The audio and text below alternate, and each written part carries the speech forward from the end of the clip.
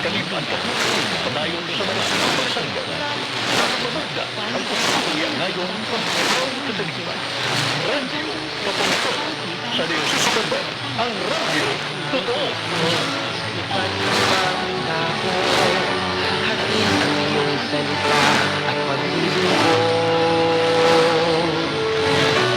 Nang mabuya ang siya'y namit-likod, lalaghanap-hanap ng iyong misyon. Inyong nagdunggan ang tibyahanang DXCP, Radyo Totoo, Catholic Media Network.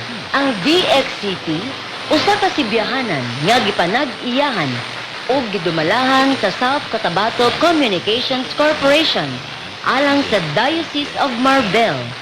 Dunay franchise to operate ilalom sa Republic Act Number 11832. Ang among studio transmitter makit-an sa Lagao, General Santos City.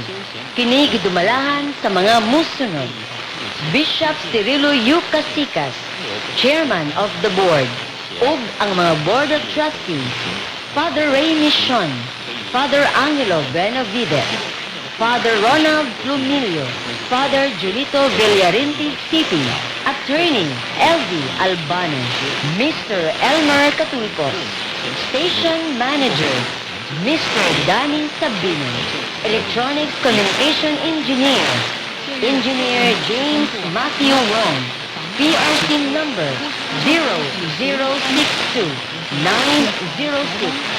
Kauban ang atong mga technician: Mark Angelo Sablagan, Nico Balan. Mga kaigsuunan ang nasudnong awit sa Pilipinas.